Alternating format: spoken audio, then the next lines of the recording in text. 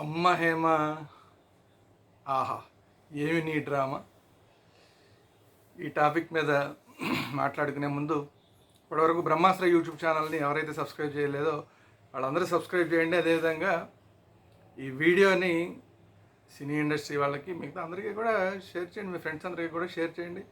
మీ అభిప్రాయాలు ఏవైతే ఉంటాయో వాటిని కింద కామెంట్స్ రూపంలో కూడా పెట్టండి. సో సినీ నటి హేమ ఇప్పుడు మొత్తం హాట్ టాపిక్, రెండు తెలుగు రాష్ట్రాల్లోనే కాకుండా కర్ణాటకలో కూడా ఇప్పుడు హాట్ టాపిక్ సినీ నటి హేమ. బెంగళూరులో రేవ్ పార్టీ ఏదైతే జరిగిందో అక్కడ విపరీతమైన సౌండ్ ఎఫెక్ట్స్ ఎక్కువ అయిపోవడం వల్ల చుట్టుపక్కల వాళ్ళందరూ కంప్లైంట్ చేస్తే అక్కడ ఒక రేవ్ పార్టీ జరుగుతోందని చెప్పి పోలీసులందరికీ తెలిసింది. బెంగళూరు పోలీసులు వెళ్ళి పట్టుకుంటే దాదాపు ఒక 103 మంది సుమారుగా ఎంతమంది పట్టుబడ్డారు. సో అందులో మన తెలుగు రాష్ట్రాలకు చెందిన సినిమా వాళ్ళు ఉన్నారు అన్నది పెద్ద సెన్సేషనల్ న్యూస్ అయింది. అసలు ముందు ఈ రేవ్ పార్టీ ఏంటి అంటే రెగ్యులర్గా జరిగే పబ్బుల్లో జరిగే పార్టీలు లాంటివి కాకుండా ప్రైవేట్ ప్లేసుల్లో కానీ ఎక్కడైనా కానీ విపరీతమైన సౌండ్ తోటి విత్ ఆల్కహాల్ జరిగే ఏవైతే పార్టీలు ఉంటాయో వీటిని రేవ్ పార్టీలు అంటారు. అంటే నార్మల్ కన్నా అబ్నార్మల్గా జరిగే వాటన్నిటిని కూడా రేవ్ పార్టీలు అంటారు. ఇప్పుడు ఆ రేవ్ పార్టీ కల్చర్ అనేది ఇప్పుడు అది ఆల్కహాల్ మోతాదు మించిపోయి ఇప్పుడు డ్రగ్స్ దాకా వెళ్ళిపోయింది. ఈ రేవ్ పార్టీల్లో విపరీతమైన సౌండ్ తోటి డీజేలు పెడతారు. అక్కడ విపరీతమైన లైటింగ్ ఉంటుంది. ఇలాంటి పార్టీలని అక్కడ మాట్లాడుకోవడానికి ఇంకేం ఉండదు. అంతా డీజేలో వచ్చే సౌండ్, దానికి తగ్గట్టుగా జనాలు ఇష్టం వచ్చినట్టు డ్యాన్సులు చేయడం, విపరీతమైన లైటింగు, ఈ హడావిడి ఉంటుంది. దీన్నే రేవ్ పార్టీ అంటారు. ఇది ఇప్పుడు వెర్రితల్లు వేసి చివరికి ఎక్కడికి దాకా వెళ్ళిపోయిందంటే ఇక విచ్చలవిడి శృంగారం, విపరీతమైన ఆల్కహాల్, విపరీతమైన డ్రగ్స్.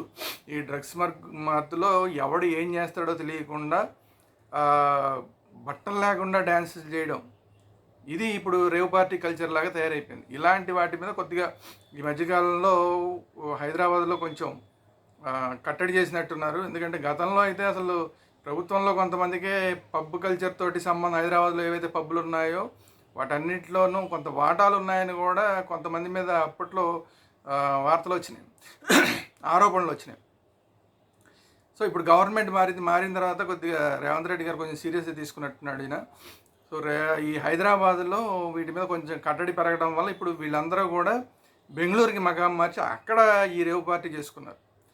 అక్కడ కూడా సినీ నటి హేమతో పాటు ఇంకా కొంతమంది పేర్లు కూడా బయటకు వచ్చినాయి. ఒకటి ఆషీరాయ్ అనే ఒక అప్కమింగ్ హీరోయిన్, ఏదో ఆర్టిస్ట్ ఏదో, ఆవిడ ఒక పేరు వచ్చింది. తర్వాత హీరో శ్రీకాంత్ పేరు వచ్చింది. అలాగే డాన్స్ మాస్టర్ జానీ మాస్టర్ పేరు వచ్చింది.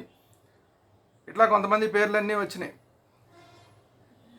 ఇంకొక యాంకర్ శ్యామల పేరు కూడా వచ్చింది. యాంకర్ శ్యామల పేరు కూడా వచ్చింది. అయితే వీళ్ళందరూ వీటిని ఖండించడం జరిగింది. యాంకర్ శ్యామల ఖండించింది, నేనేదో పార్టీలో ఉన్నాను కాబట్టి ఆ పార్టీకి వ్యతిరేకంగా ఉన్న వాళ్ళు నా పేరు తీసుకొచ్చారండి. సరే, ఓకే, ఫైన్. తర్వాత జానీ మాస్టర్ తను ఎక్కడో ఈ వాళ్ళ అసోసియేషన్కి సంబంధించిన పనుల్లో ఉన్నానని ఆయన ఒక వీడియో పెట్టాడు. ఓకే, ఫైన్, అయిపోయింది. శ్రీకాంత్ ఆల్రెడీ ఇంట్లోనే ఉన్నాడు, ఇంట్లో నుంచి వీడియో పెట్టాడు, అది అయిపోయింది. ఇక్కడ మిగిలింది ఆషీరాయి, తర్వాత హేమ. ఆషీరాయి కూడా ఒక వీడియో పెట్టింది. ఆషీరాయి ఏం పెట్టింది? వాసు అన్నయ్య పిలిస్తే నేను వెళ్ళాను, బర్త్డే పార్టీ అని పిలిస్తే వెళ్ళాను అని చెప్పింది. ఈ మాట గుర్తుపెట్టుకోవాలి. నెక్స్ట్ హేమ కూడా ఏం చెప్పింది? నేను హైదరాబాద్లో ఉన్నానని చెప్పి ఒక వీడియోని రిలీజ్ చేసింది. ఈ రెండు వీళ్ళిద్దరు మాట్లాడిన వీడియోల్లోనే కొంచెం తేడా ఉంది. కారణం ఏంటంటే ఈ మొత్తం ఎపిసోడ్లో ఏదైతే జరిగిందో అక్కడి నుంచి హేమ ఎన్ని రకాలుగా చేసిందో చూద్దాం. అక్కడి నుంచి నేను హైదరాబాద్లో ఉన్నాను ఒక వీడియో పెట్టింది. ఆ తర్వాత మర్నాడేమో మళ్ళీ నేను హైదరాబాద్లో ఇంట్లోనే ఉన్నానని చెప్పి ఒక బిర్యానీ వండుతున్న వీడియో ఒకటి, ఆవకాయ వీడియో ఒకటి, ఇవన్నీ ఎవరో తింటున్నట్టు, ఎవరికో పెడుతున్నట్టు, పక్కన వాళ్ళందరూ ఉన్నట్టు ఏదేదో రకరకాల వీడియో, ఒక 2 వీడియోలు పోస్ట్ చేసింది. పోస్ట్ చేయడమే కాకుండా మీడియా వాళ్ళందరితో ఫోన్లో మాట్లాడుతూ నా మీద ఎవరైతే పెట్టారో వాళ్ళందరి సంగతి తెలుస్తాను, నేను ఇక్కడ హైదరాబాద్లో ఉంటే నేను బెంగళూరులో ఉన్నానని మాట్లాడారు. ఇవన్నీ 100 చెప్పింది. 100 చెప్పి బుకాయించేసింది. తీరా చూస్తే ఏం జరిగింది? హేమ అక్కడ బెంగళూరులో ఏవైతే వీడియో పెట్టిందో సేమ్ అదే డ్రెస్సులో ఆవిడతో పోలీస్ స్టేషన్లో ఎక్కడో పోలీసులు బెంగళూరు పోలీసులు తీసిన ఫోటోని రిలీజ్ చేశారు. దాంతో ఈవిడ బండారం బయటపడింది. ఎస్, హేమ ఉన్నది అక్కడని. బట్ అప్పటికి కూడా ఇంకా హేమ ఒప్పుకోకుండా ఈ బిర్యానీల వీడియోలు ఇవన్నీ పెట్టడం, మీడియా వాళ్ళతో మాట్లాడడం, ఇవన్నీ వాళ్ళందరి సంగతి చూస్తానని మాట్లాడడం ఇవన్నీ చేసింది. తీరా చూస్తే ఇప్పుడు అమ్మగారు హేమగారు ఏ పేరుతో వెళ్ళారయ్యా అంటే అక్కడ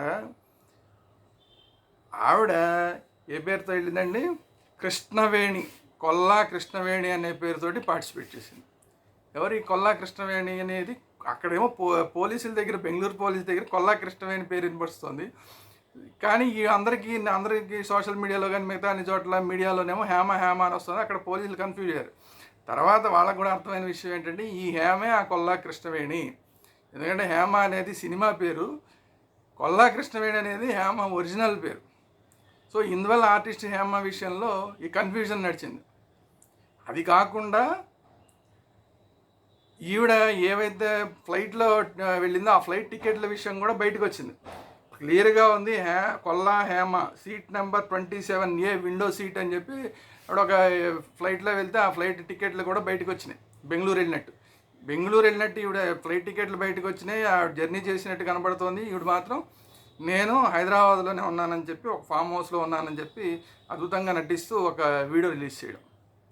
పోలీసులు కన్ఫర్మ్ చేశారు, లేదు ఈ హేమ ఒకటే, ఈ కృష్ణవేణి ఒకటే, ఆవిడే ఈ డ్రెస్లో, సేమ్ డ్రెస్సులు కూడా కృష్ణవేణి అన్న వాళ్ళు ఇచ్చిన ఫోటోలో ఉన్న డ్రెస్సు, హేమ నేను హైదరాబాద్లోనే ఉన్నాను అని మాట్లాడిన డ్రెస్సు రెండు క్లియర్గా కనబడుతున్నాయి. ఇది సేమ్ డ్రెస్సులు. అంటే అక్కడే కొంచెం పక్కకి వెళ్ళి ఒక వీడియో తీసేసి ఇమ్మీడియట్గా పోస్ట్ చేసేసింది అమ్మగారు. తెలివితేటలు, మహానటి కదా, అందువల్ల తెలివితేటలు చూపించినట్టుంది. Okay, anyway. సో ఇవన్నీ ఒక ఎత్తు అయితే, ఇప్పుడు ఇందాక మనం మాట్లాడిన అషీరా ఈ విషయంలోనూ, ఈ హేమ విషయంలోనూ, ఇద్దరి విషయంలోనూ కూడా, ఈ ఇద్దరు ఆర్టిస్టుల విషయంలో వీళ్ళు డ్రగ్స్ తీసుకున్నారు, వీళ్ళ రిపోర్ట్ శాంపిల్స్లో పాజిటివ్ అని వచ్చింది. రామ నేను అదేదో బర్త్డే పార్టీ అని వెళ్ళాను, ఏదో వాసు అన్నయ్య పిలిస్తే వెళ్ళానని చెప్పిన అషీరాయి బ్లడ్లోకి మరి డ్రగ్స్ శాంపిల్ ఎలా వచ్చినాయి?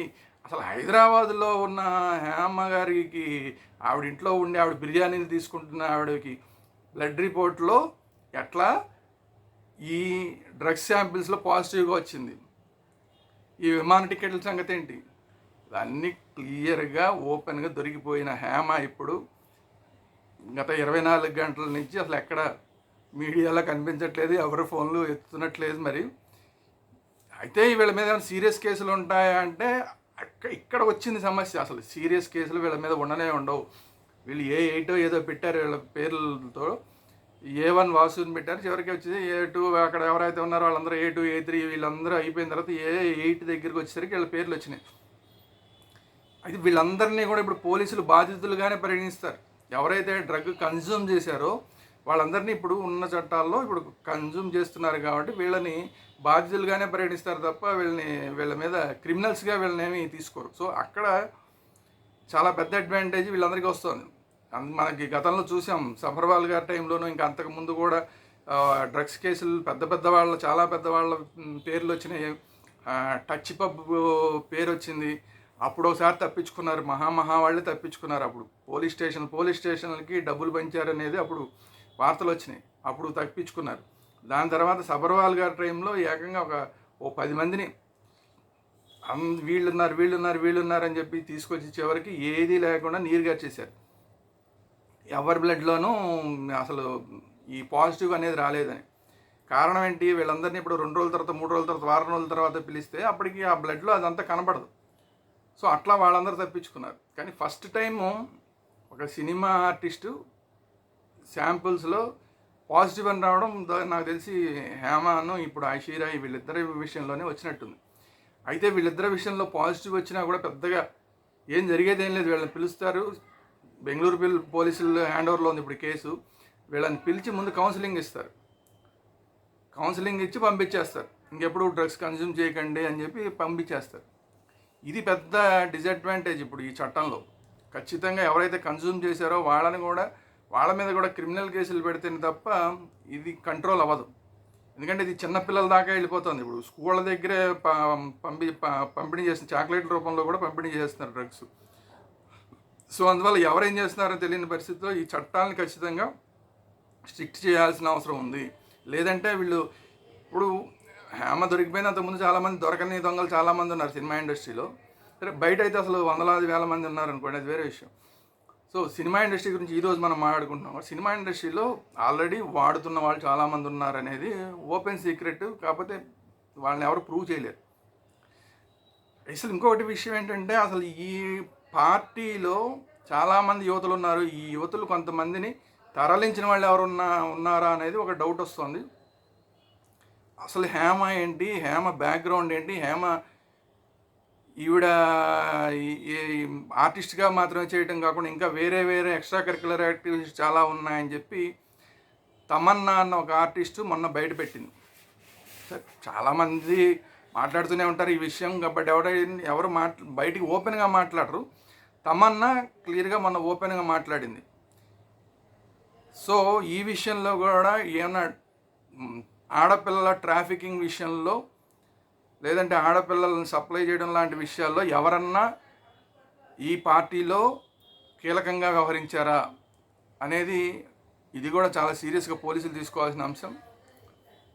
రాబోయే రోజుల్లో ఇంకా వస్తాయి హేమ గారి గురించి ఇంకా చాలా విషయాలు బయటకు వచ్చే అవకాశాలు కూడా ఉన్నాయి. ఎందుకంటే తమన్నా మాట్లాడడం మొదలుపెట్టింది కాబట్టి రాబోయే రోజుల్లో ఇంకా కొంతమంది మాట్లాడడం మొదలు పెట్టచ్చు. అసలు వీళ్ళ వాస్తవ జీవితాలు ఏంటి, తెర మీద జీవితాలు ఏంటి, తెర వెనక జీవితాలు ఏంటి, రకరకాలు ఇంకా వచ్చే అవకాశాలు ఉన్నాయి. బట్ ఏదైనా సరే ఇప్పుడు దాకా హేమ నేను అసలు బాబా నాకు రామ నేను ఏ పాపం తెలియను, నాకే పాపం తెలియదు అని ఏదైతే మాట్లాడిందో అదైతే మాత్రం శుద్ధ అబద్ధం అని తేలిపోయింది. ఏదో టీవీ ఛానల్లో కూడా చెప్తున్నారు పతివ్రత పరవాండం అంటే ఊరంతా ఏదో గుమగుమలాడిపోయింది ఏదో చెప్తున్నారు రకరకాలుగా.